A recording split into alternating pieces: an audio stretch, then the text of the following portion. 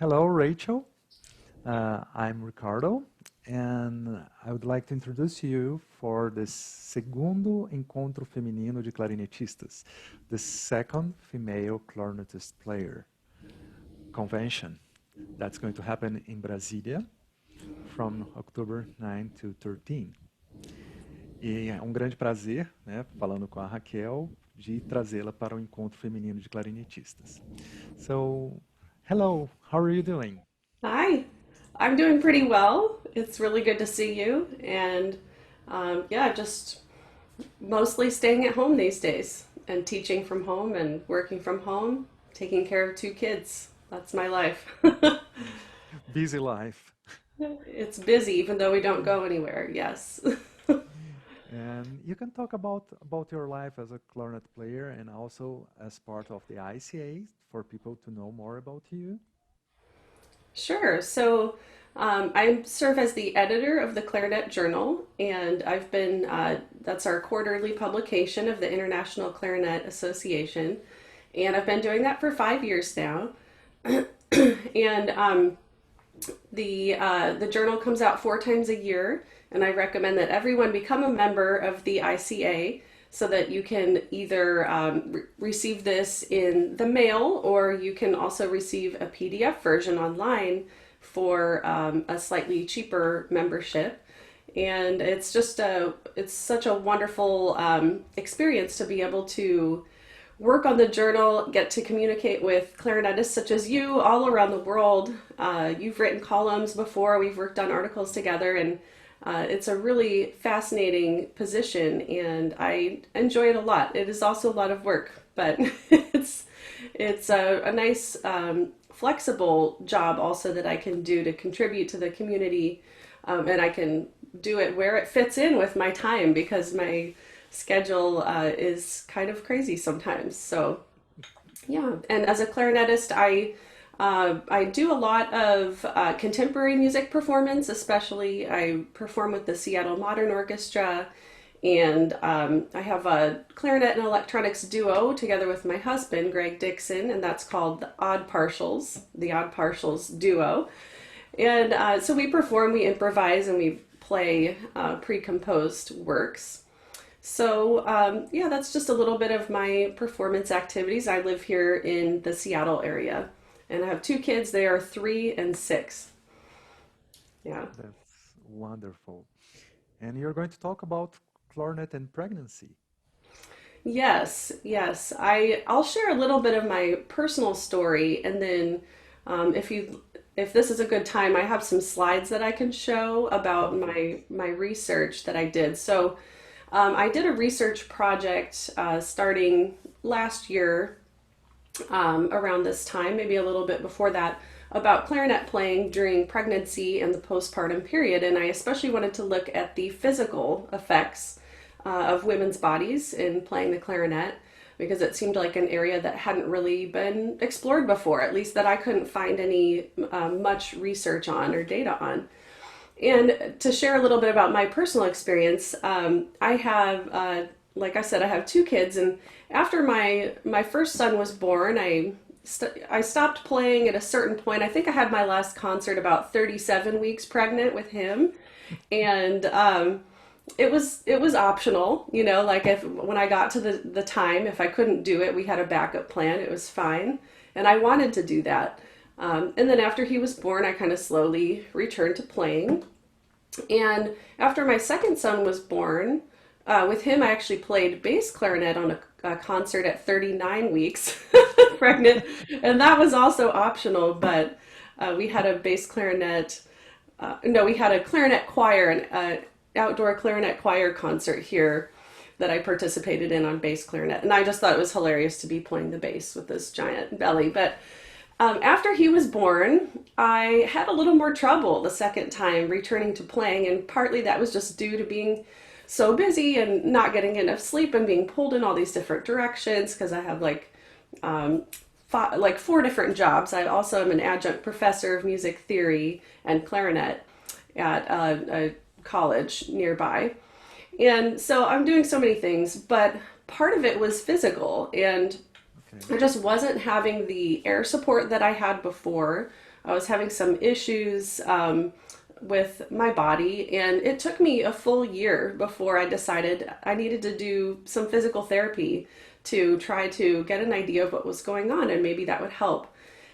So I ended up seeing a physical therapist, and she was just incredible. She specifically helped me a lot with pelvic floor issues, which are really common with women after birth, and they actually link in with our what we do in air support on the clarinet. And she actually had me bring my clarinet in to her office and play the clarinet, and she had me hooked up to sensors that could tell when my muscles were activating and things like that. And she had me play, and she was really fascinated to learn more as well about that.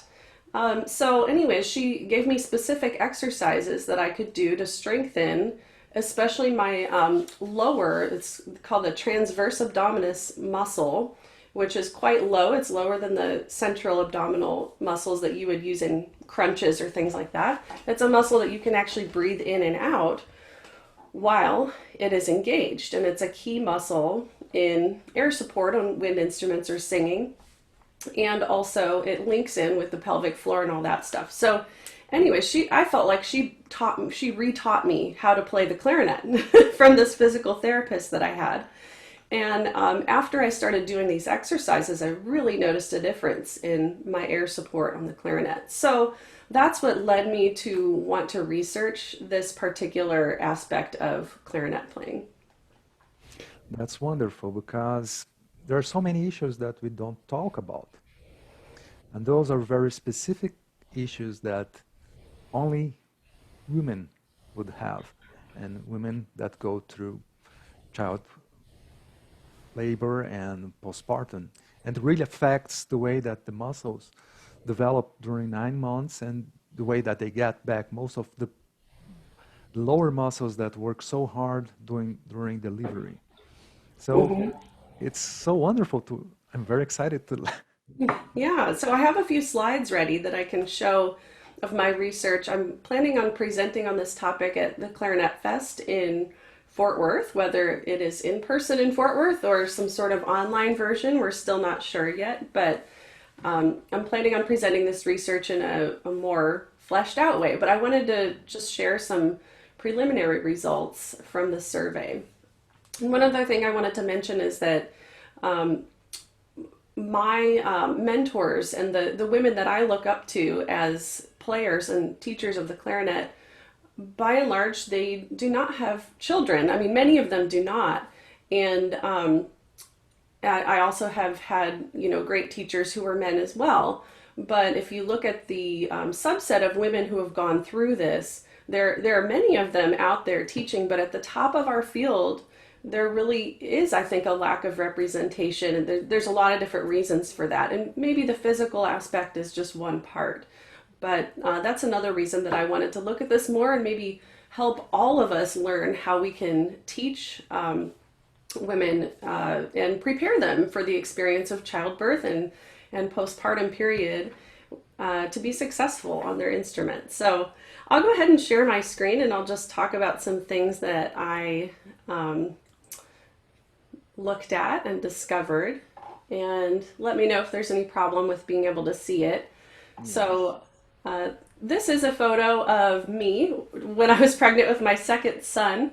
I happened to be playing the Schoenberg Chamber Symphony on the E-flat clarinet part. And I felt kind of bad because right when I was practicing that atonal, very high-pitched music, I looked it up and it was like, oh, this is the month when the baby can start to hear inside the womb. And so I was like, I'm sorry. So anyways, that's a picture of that. So the survey, I did an online survey and I had 57 responses, and these were all from, everyone identified as female, and these were all women clarinetists who had gone through the experience of childbirth. So the clarinetists, they could choose more than one, but you can see what they identified as here: professional performers, private lesson teachers, university college teachers, amateurs, enthusiasts, and band directors, and some others. And so first I'll talk about pregnancy. One thing that I found was that by about the 5th month of pregnancy was when 38.7% of women, they began to feel that the pregnancy affected their clarinet playing. A few felt that a bit earlier. They felt symptoms a bit earlier. But by the 5th month is where we see a lot of women start to see effects relating to their clarinet playing. By the 7th month, 73.7% of women are noticing effects. And by the 9th month, 86% of women reported that they had physical symptoms or aspects of the pregnancy that were affecting their clarinet playing. So only 14% of women observed no physical effects at all on their clarinet playing. And I also wanted to look at what decisions women made about continuing to perform, because it's a big decision. How long are you going to try to play? How long can you stop if you want to, or do you have professional obligations? And then how do you feel about those decisions? I was really curious to find out about that. So 54%, more than half of women continued to perform and practice throughout their pregnancy, like I did. And most of those, so 40.4% of the total people surveyed, they were happy with that decision. They were satisfied to continue playing throughout their pregnancy. And I would say that I fall into that as well.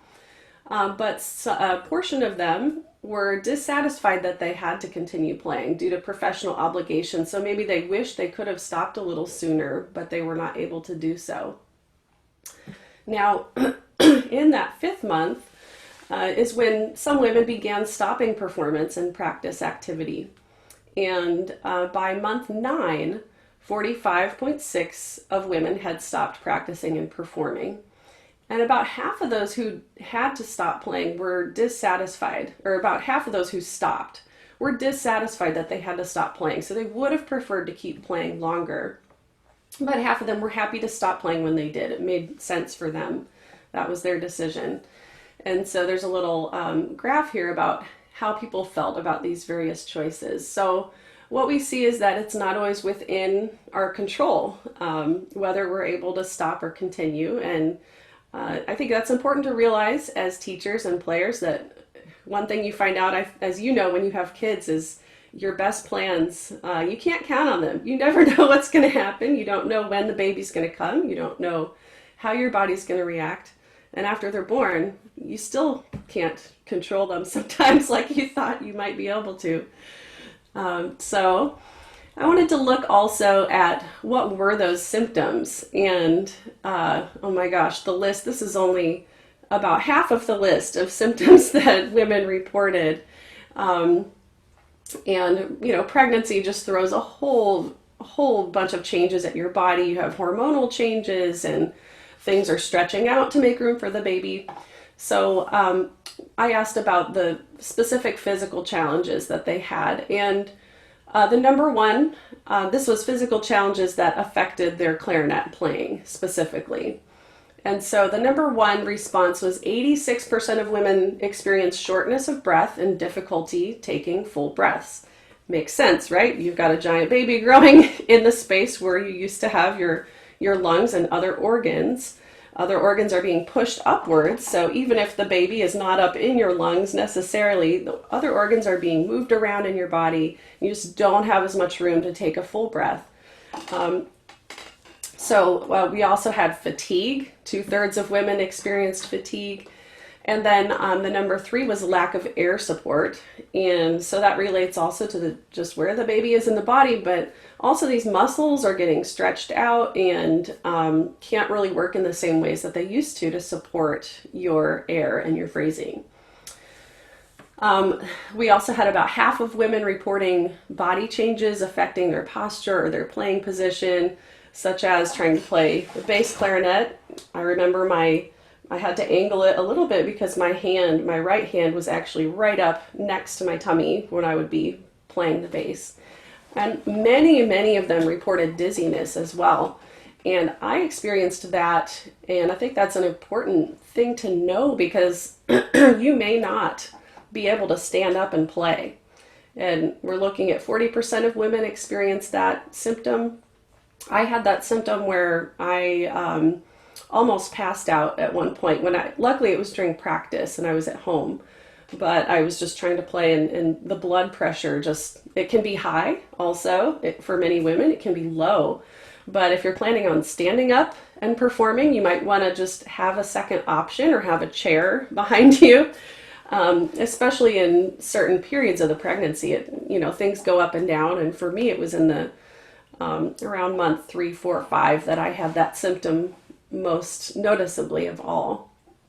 Many women have severe nausea or morning sickness. It impacts all of their activities.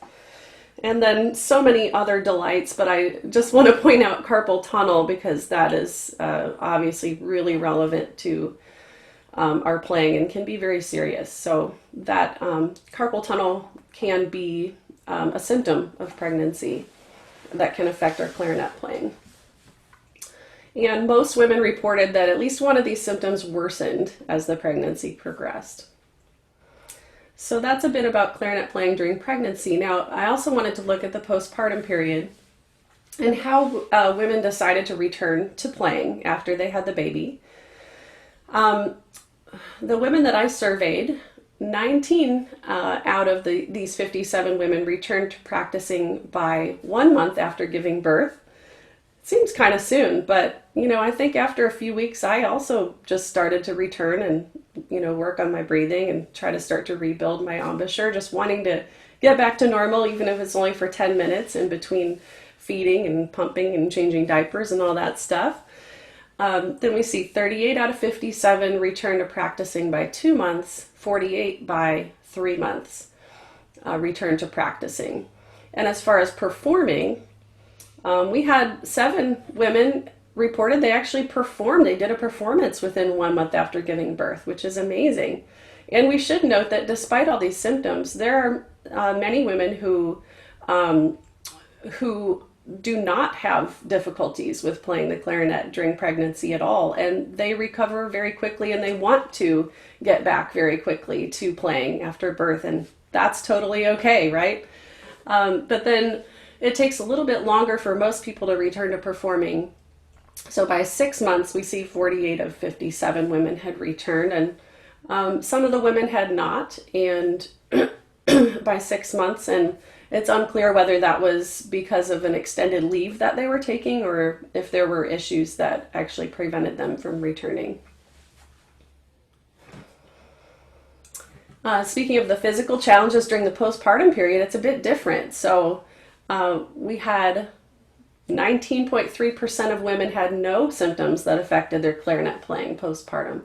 The biggest one was fatigue. It's just, it's exhausting taking care of a baby. And then lack of embouchure endurance. Part of that might just be rebuilding it after taking some time off, but also just not being able to practice as regularly as previously. Especially if you're breastfeeding, that puts a lot of pressure on women in a way that it doesn't on men to be available around the clock for at least, 3 months or so, up to 6 or 7 until the baby starts really sleeping through the night and getting more on a regular schedule. So it affects every aspect of life, and it just makes practicing regularly even more difficult for women. Lack of air support was reported by 1/3 of women postpartum. And incontinence, that's related to pelvic floor issues as well, which shows up down here. And then I wanted to just mention diastasis recti. That's separation of the abdominal muscles. Men can get this too. And this is pretty serious, and it can be serious. It can also be minor, and it can heal itself, but it can be something that requires professional help and physical therapy to repair. And it can make clarinet playing more difficult to do safely without exacerbating the condition, because you're putting pressure in the abdominal cavity, right? Another thing, I wanted to include a few quotes of women that they shared in the survey. We should talk about having a C-section as major abdominal surgery. So that also is something that prevents many women from recovering as quickly as they might have liked.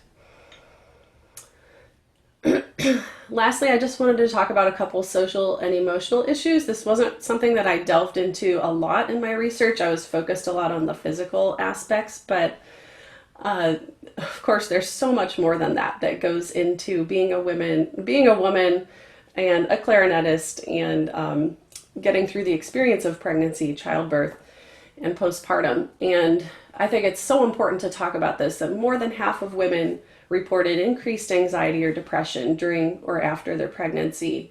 And of those who experienced that symptom, half of them reported that this anxiety or depression negatively affected their clarinet playing. So the mental health aspect, we're looking at a quarter of women who undergo this experience of having a child actually find that the mental health is a factor in being able to return or continue their clarinet playing.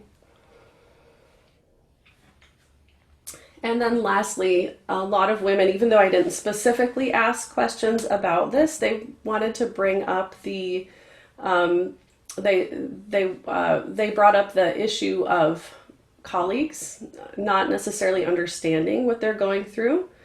And so I'll just read a little bit of these. So one person reported, I felt like there was a lack of support from colleagues in understanding that I couldn't continue playing in the same way as I had before I was pregnant. There was also no understanding that when I took a maternity leave, I wouldn't continue during that 6-week break to do off-venue concerts or perform with them during my maternity leave. As a result, after my second child, the tenure committee penalized me and attacked me on my tenure review. And this is not just a one-off story. This is a reality for many women.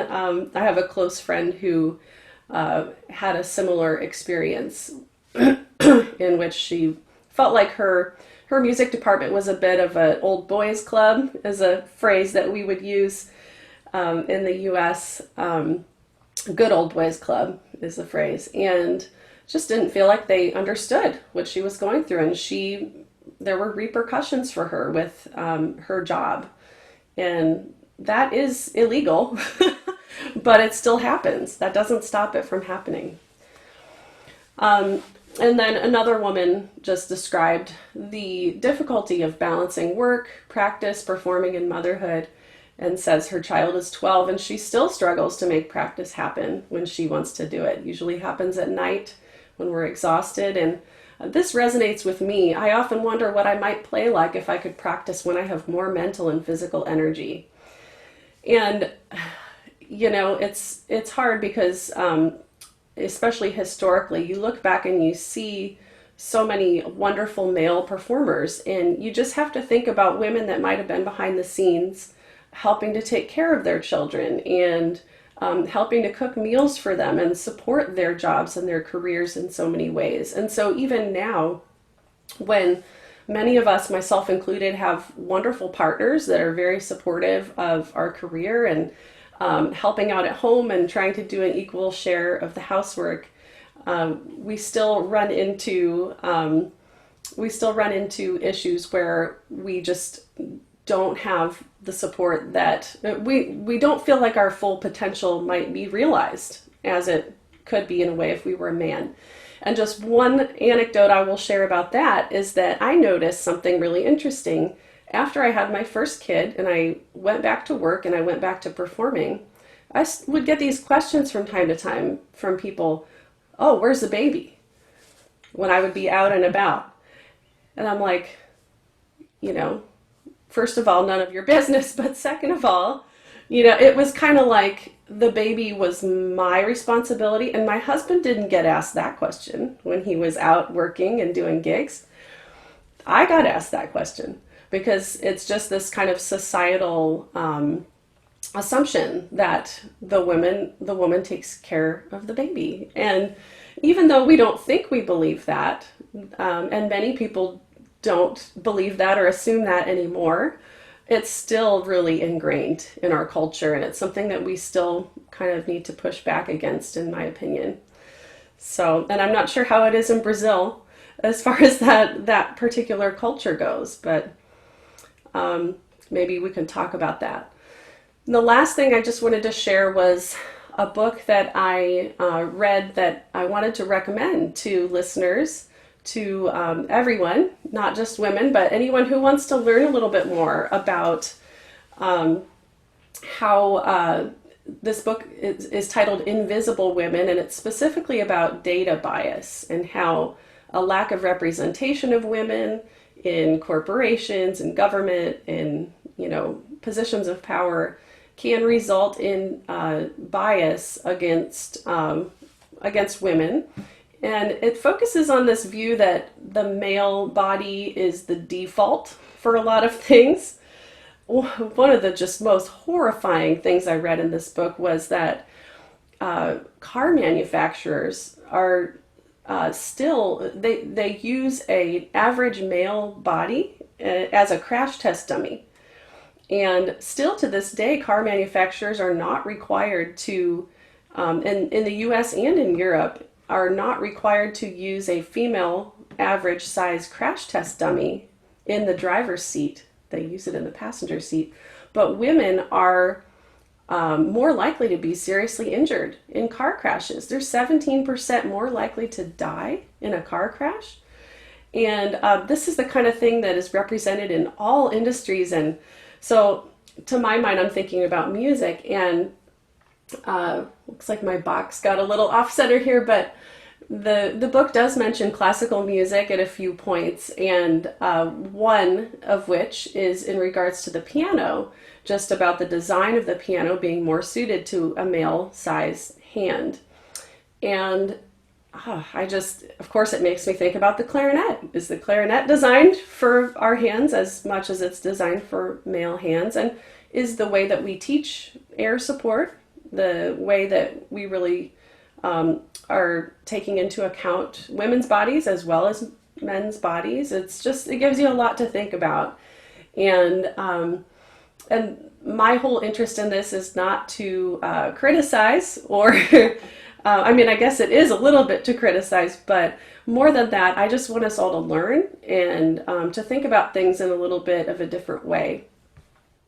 By the way, this author, Caroline Criado Perez, she was born in Brazil, but she's a UK writer.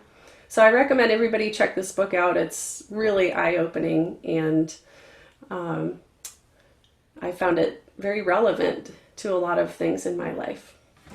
So those are my slides. That's my first look at the research that I did. This was last year when I did this research, and I will be talking about it in even more detail next summer. That's so wonderful, Rachel. And it brought me so many memories because I had 3 kids. For many women who didn't have children, what really changes when you have a kid? What was it? How was it for you? Oh gosh, one of the biggest changes is just you become so efficient at so many things because you don't have a choice. So with specifically, just the first thing that came to mind was just practicing. So instead of this kind of leisurely, like, I'm going to practice 2 hours today, I'm going to practice 3 hours today, and you do like a 30-minute warm-up, 40-minute warm-up, and none of that. I can't remember the last time I've had a day like that. So what I get usually are 30 minutes, maybe an hour sessions, and it's usually late at night. It's usually when I'm not at my best, and I think you just learn how to become a really good problem solver and what I call emergency practicing, which is like, what is the most pressing thing that I need to work on right now in the next 20 minutes in order to avoid completely embarrassing myself at the next performance that I have coming up. And you do just become so efficient. All of the things that you do in school and before you have kids and when you have that time, they really matter because you get a solid technique, you get a solid concept of tone, you get good equipment, and then you don't have to worry about all that stuff. You can do a 5 or 10 minute warm up and pretty much be ready to play, maybe not at your absolute best, but be ready to go and be able to maintain a certain level of playing. You may not be able to progress, though. I mean, there might be things that you would love to work on. Maybe you're working on learning circular breathing, or maybe you're working on learning, the octatonic scales or something like that that you just hadn't learned before. And it's hard to make new progress like that and really find time for yourself to explore things you're interested in because you're just so busy trying to balance everything. Do you do any mental practice? You mean mental practice like away from the instrument? Yes. Or, um, I wouldn't say that I do that. And the reason is that I have so much going on in my mind. And when the kids are around, I often just don't have extra space. They take up so much space in my mind. And I think many people, men and women, would agree with this that when you've got a kid in the house, even if they're in a different room like mine are right now, like part of my brain is still with them and they're small, so that's a big part of it. But just thinking about them, hearing them shriek now and then, it really does mess with your focus. And when I'm not actually playing, I don't have a lot of bandwidth for thinking about playing. There's also something called the mental load or emotional labor that this topic has been written about a lot in the past, I would say 5 years or so, where women bear a lot, even if the duties are shared more equally in the home. Women do a lot of the emotional labor of remembering things and asking people to do things. And, they're keeping track of do I need to switch out the clothes in their drawers? Did they outgrow that stuff? Do I need to give that stuff away to a friend? And did I make the doctor's appointment that's in 2 months that, if I don't make it now, I won't be able to get the time slot. And do we turn in that permission slip for school and all these little things. So yeah, my my mental practice pretty much happens during my actual practice, I would say. It was mind-opening. Yes, it making visible what we take it for granted. How details make a difference in a woman during pregnancy and postpartum. That's really, I think that you're bringing something very important, postpartum, because it's like you go back to your life, but totally different. And Right. the game changes completely after birth. And you need to manage many more things that you had to manage before, including your career, your performance level, and your growing as a musician. And this was very, very wonderful. Thank you Thank so you so much much. for having me. And let's happen to have you in Brazil sometime when this is all over. So it was so great. I thank you so much. I would love that. Okay. Bye bye. Bye.